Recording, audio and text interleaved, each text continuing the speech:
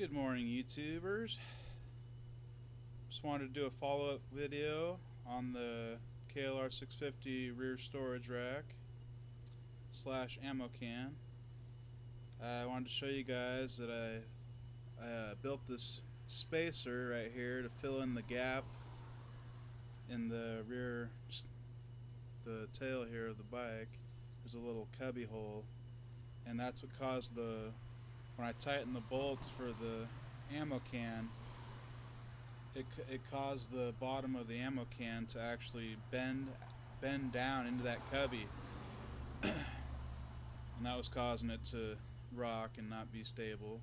So I built this spacer, put it in there so that it'd all be flat on there, and tightened it down. Went for a ride about 120 miles or so, and I got back and checked it out, and I noticed that there was a 1/2 inch or so stress crack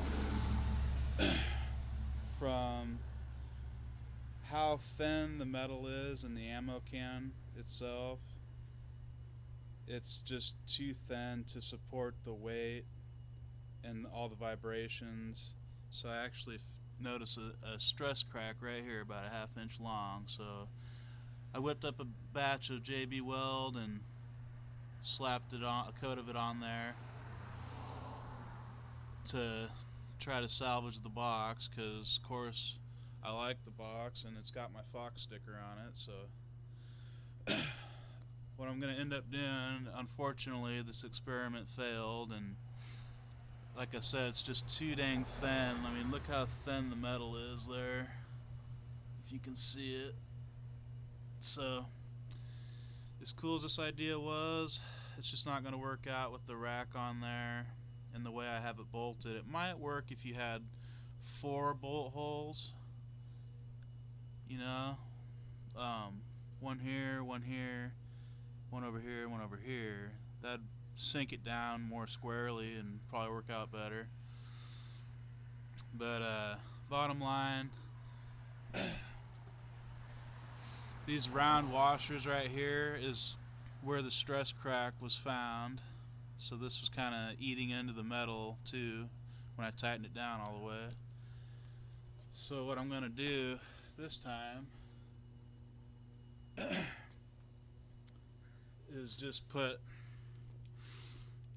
I'm going to basically just use this as a washer and just put the bolt right through this and have it tighten down on it like that, only on the inside of the box.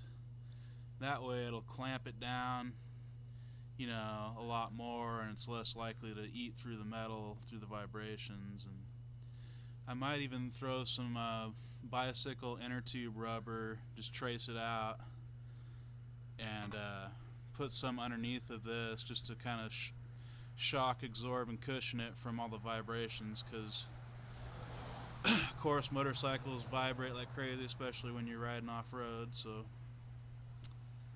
anywho, that's my KLR650 rear storage rack update, so, and warning. So if you guys do try this, now you know that the metal's too thin and it can't support the weight of the rack too well. At least not in this case, it didn't.